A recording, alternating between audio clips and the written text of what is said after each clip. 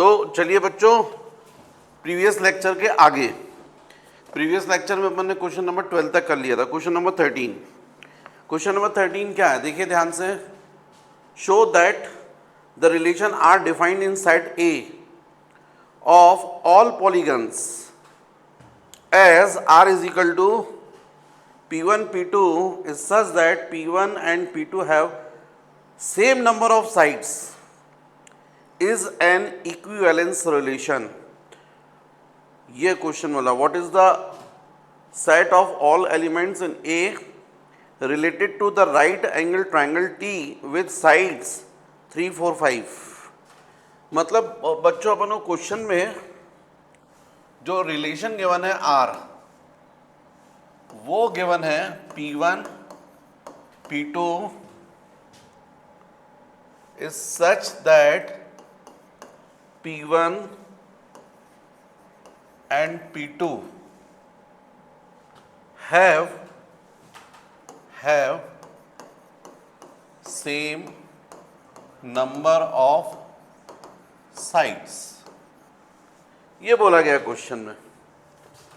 और उसके बाद तो फिर सेकंड पार्ट है, तो उसमें बोला है what is the set of all elements in A related to the right angle triangle T with sides 3 4 and 5। तो बच्चों सबसे पहले तो फर्स्ट हमको देखना पड़ेगा रिफ्लेक्सिव। अब रिफ्लेक्सिव के लिए तो आपको क्लियर है, पॉलीगन मतलब आप क्या बोलोगे, पॉलीगन ट्रायंगल हो सकता है ना, क्वाड्रिलेटरल हो सकता है, पेंटागन हो सकता है, हेक्सागन हो सकता है, सब पॉलीगन है। लेकिन यदि आप बोल रहे हैं P1 and P2 have same number of sides, तो यदि ट्रायंगल लिए तो फिर ट्रायंगल लोगे, दूसरा भी क्वाड्रिलेटरल लोगे तो फिर सेकंड भी क्वाड्रिलेटरल लोगे। अब यदि रिफ्लेक्सिव के लिए बात करते हैं तो यदि आपने फर्स्ट ट्रायंगल लिया है P1 और सेकंड भी P1, तो आपको ये क्लियर है कि P1 तो रिफ्लेक्सिव के लिए क्या हो जाएगा बच्चों, P1 comma P1 belongs to R।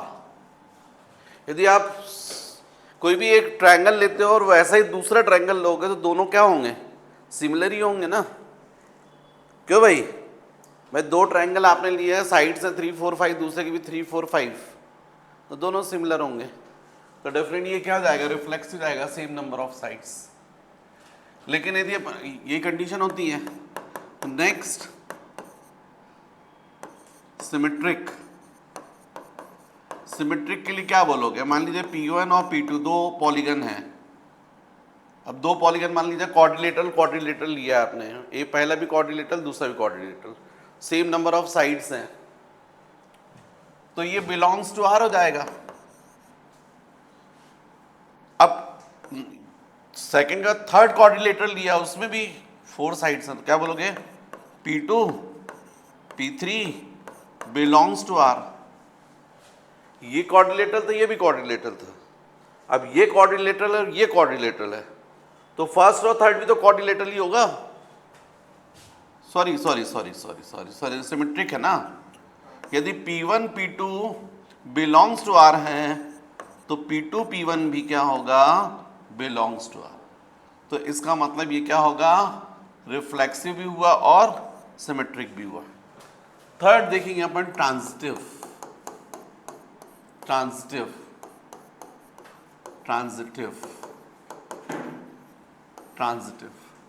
अब P1 comma P2 belongs to R, ये भी ट्रायंगल ये भी ट्रायंगल, तो सेम नंबर ऑफ साइड्स हो गई। अब P2 और एक और अपन ने फिर ट्रायंगल ले लिया, तो उसमें भी 3 साइड्स हो गई, तो ये भी क्या हो जाएगा, बिलोंग्स टू R। तो P1 और P3 भी क्या हो जाएगा, बिलोंग्स टू R। इसका मतलब ये ट्रांजिटिव भी हो गया। तो जब ये रिलेशन रिफ्लेक्सिव भी है, सिमेट्रिक भी और ट्रांजिटिव है, तो इसका मतलब R को हम लोग क्या बोलेंगे, इक्विवेलेंस रिलेशन।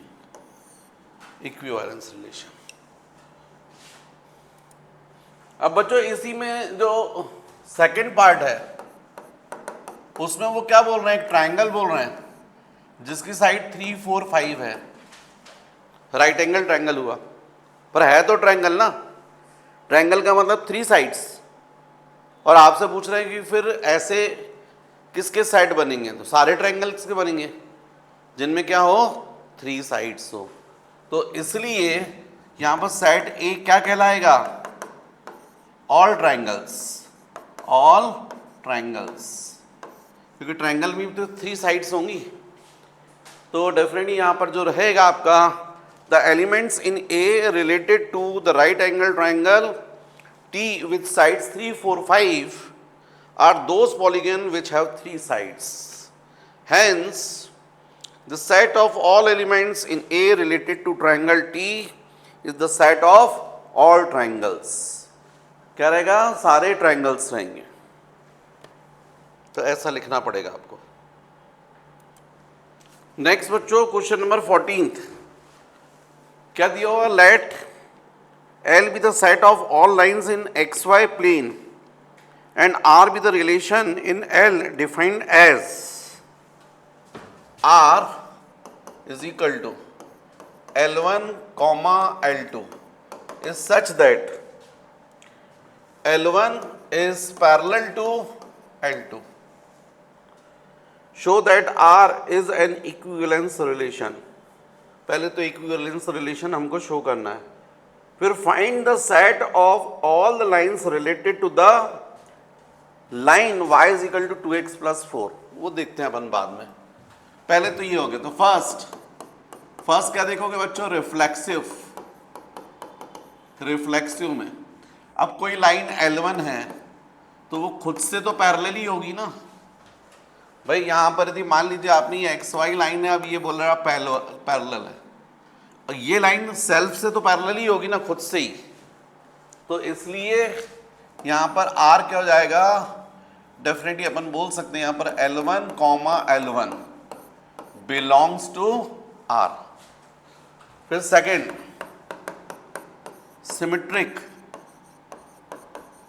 सिमेट्रिक, अब ये L1 है, इसके पैरेलल एक ये लाइन L2 है, तो आप बोल रहे हो L1 comma L2 belongs to R, मतलब L1 और L2 कैसे हैं, पैरेलल। तो L2 L1 भी पैरेलल होंगे भाई। ये फर्स्ट लाइन सेकंड के पैरेलल है, तो सेकंड लाइन फर्स्ट के पैरेलल हुई, तो इसका मतलब क्या हो जाएगा, यहां पर ये जो रिलेशन है उसको क्या बोलोगे आप, सिमेट्रिक भी बोलोगे। जैसे यहां पर था रिलेशन R क्या हो गया, रिफ्लेक्सिव, अब इस रिलेशन को क्या बोलोगे आप, सिमेट्रिक भी बोलोगे, सिमेट्रिक हो जाएगा। अब थर्ड फॉर ट्रांजिटिव, अब ट्रांजिटिव के लिए आप बोल रहे हो L1 is parallel to L2, ये दो लाइन पैरेलल है, इसका मतलब L1 comma L2 belongs to R। फिर आप बोल रहे हो नहीं ये L2 और एक और लाइन कोई आपने ले ली, थर्ड लाइन L3, वो L2 के पैरेलल है, L2 is parallel to L3, इसका मतलब L2 comma L3 belongs to R। L1 belongs to L2, R belongs to R, L2 L3 belongs to R।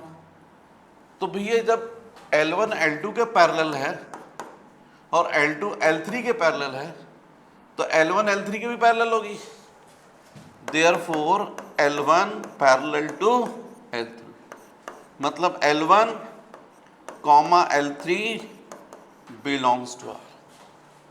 तो रिलेशन क्या कहलाएगा फिर, ट्रांजिटिव कहलाएगा, ट्रांजिटिव भी होगा। और जब रिलेशन रिफ्लेक्सिव भी होता है, सिमेट्रिक भी होता है और ट्रांजिटिव भी होता है, तो हम लोग R को क्या बोलते हैं, इक्विवेलेंस रिलेशन, राइट। अब सेकंड सेकेंड पार्ट में वो एक लाइन का इक्वेशन लिख रहे हैं, y is equal to 2x plus 3, यही है ना? नहीं, y is equal to 2x plus 4। तो लास्ट ईयर आपने 11th में देखा था, ये लाइन का इक्वेशन है, y is equal to mx plus c से मैच कर रहा है। m की वैल्यू कितनी हो रही है? 2। m यहां पर कितना है? 2। और c क्या है? 4।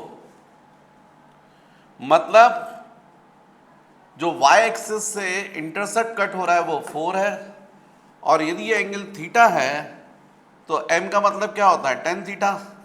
तो tan थीटा की वैल्यू 2 है, इसका मतलब theta is equal to what? tan inverse 2। ये हुआ। अब आप इसके पैरेलल लाइन बोल रहे हो तो ये भी हो सकती है, ये भी हो सकती है, बहुत सारी हो सकती है, ये भी हो सकती है, बहुत सारी हो सकती है। सारी ऐसी लाइंस हो सकती हैं जिनके लिए स्लोप कैसा हो? सेम। इंटरसेप्ट अलग अलग हो सकता है। तो definitely y is equal to 2x plus 4, इसके पैरेलल यदि आप सेट बोल रहे हैं तो वो हो सकता है y is equal to 2x plus c। ये पूरा सेट हो सकता है, राइट? यहां c की वैल्यू आप कुछ भी रख दीजिएगा, कॉपी कर लीजिएगा। तो बच्चों भावनाएं समझा करो, यहां पर मैंने थोड़ा सा गलत लिख दिया था, इक्विवेलेंस है तो कर लो इसको, इक्विवेलेंस, ठीक है? Question number 15। क्वेश्चन नंबर 15 है बच्चों, let R be the relation in set 1 2 3 4 given by, हमको सेट गिवन है 1 2 3 4 और रिलेशन गिवन है आर 1 2 2 2 1 1 4 4 1 3 3 3 3 2। और क्वेश्चन में बोला चूज द करेक्ट आंसर, मतलब वो हमसे पूछ रहे हैं कि भाई ये रिलेशन कैसा है। तो बच्चों देखो 1 1 है क्या रिलेशन में? है। 2 2 है। 3 3 है। 4 4 है क्या? है। इसका मतलब तय हो गया कि आर जो है वो रिफ्लेक्सिव तो है, रिफ्लेक्सिव है। नेक्स्ट फिर अपन देखते हैं सिमेट्रिक। 1 2 दिख रहा है यहां पर, 2 1 है क्या? नहीं है, नॉट सिमेट्रिक। एक ही फेल हो गया तो आगे क्यों चेक करेंगे? यदि 2 1 होता, मान लीजिए 2 1 होता, मान लीजिए इसमें 2 1 होता तो 1 2 है तो 2 1 भी है, तो फिर 2 2 के लिए चेक करते हैं। 2 2 है तो इसका उल्टा 2 2 होना चाहिए, है वो। फिर ये 1 1 है तो इसका उल्टा 1 1 होना चाहिए, तो दिख रहा है। 4 4 है तो इसका उल्टा होना चाहिए 4 4 है। 1 3 है तो 3 1 होना चाहिए, तो 3 1 दिख रहा है क्या? नहीं, तो भी क्या बोलते हैं? Not symmetric. तो अभी तो मैंने मन से लिख दिया था, तो वो आपको आगे चलने की जरूरत ही नहीं है, एक ही से चेक हो गया। अब बचा आपका ट्रांजिटिव। तो बच्चों 1 2 दिख रहा है तुमको, तो 2 से रिलेटेड आगे 2 2 दिख रहा है, 1 2 ए बी। अब बी से 2 से आगे एक ये दिख रहा है 2 2 और कुछ नहीं है 2 2। तो यदि 1 2 है 2 2 है तो रिलेशन में क्या होना चाहिए? 1 2। यदि ए बी है बी सी है तो क्या होना चाहिए? ए सी। ए सी मतलब 1 2। तो क्या 1 2 है यहां पर? है, बिल्कुल है ये, राइट? नेक्स्ट चेक करो। अब 2 2 तो 2 से आगे वाला तो है ही नहीं।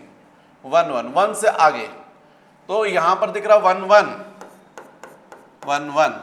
अब 1 के आगे कौन सा दिख रहा है? 1 2 1 2।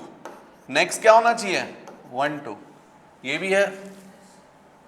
तो हमने इसको चेक कर लिया, इसको चेक कर लिया, इसको चेक कर लिया। अब 4 4, अच्छा अभी एक 1 और बचा है, 1 1 था ना, तो ये 1 3 भी दिख रहा है, 1 1 1 3, तो नेक्स्ट क्या होना चाहिए 1 3, तो वो भी है इसमें, ये भी चेक हो गया। अब 4 4 पर आ जाइए, तो 4 4 इसके आगे है ही नहीं, यदि आप 4 4 है तो नेक्स्ट इससे कनेक्टेड कुछ भी नहीं है, तो जब कनेक्टेड नहीं है तो अपन उसको क्या मानते हैं, मानते हैं अपन ट्रांजिटिव, तो उसको अपन को चेक नहीं पढ़ना। 3 3, 3 से स्टार्ट होने वाला और 3 पर फिनिश होने वाला, तो नेक्स्ट 3 से स्टार्ट होने वाला ये दिख रहा है 3 2, क्यों बच्चों 3 3 दिख रहा है, नेक्स्ट क्या दिख रहा है 3 2, तो नेक्स्ट क्या होना चाहिए AC 3 2, वो यही लिखा है। इसका मतलब ये रिलेशन कैसा है, ट्रांजिटिव भी है, क्या है ट्रांजिटिव, तो इसका मतलब इसका करेक्ट आंसर होगा reflexive and transitive but not symmetric. तो बच्चों इस क्वेश्चन में 15 का करेक्ट आंसर क्या होना चाहिए, बी। नेक्स्ट क्वेश्चन नंबर 16 ध्यान दीजिए, क्या है, let R be the relation in set N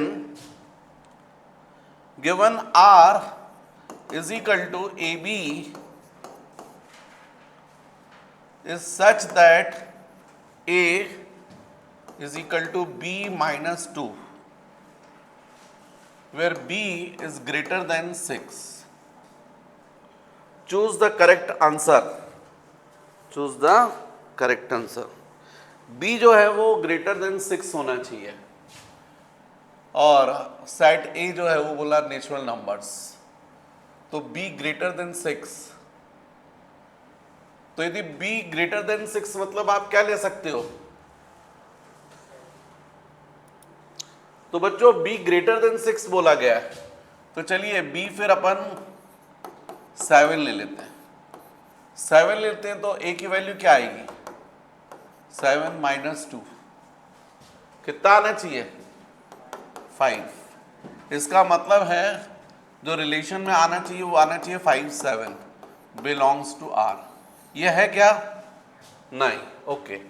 चलिए A 8, तो A is equal to B की वैल्यू रख दीजिए आप 8 माइनस 2 6, इसका मतलब क्या आना चाहिए 6 8 बिलोंग्स टू R, ये है क्या 6 8 है, तो फिर यही आंसर होगा फिर तो C ऑप्शन, तो फिर अब आगे से जरूरत ही नहीं है। और इसके अलावा यदि अपन और देखें तो क्या 9 भी है, क्या 9 वाला कोई नहीं है ना, नहीं बस ये तो करेक्ट आंसर हो गया अपना। ठीक है बच्चों, ये आप लोग का रिलेशन जो है इससे रिलेटेड क्वेश्चंस। अब अपन नेक्स्ट पढ़ेंगे फंक्शंस।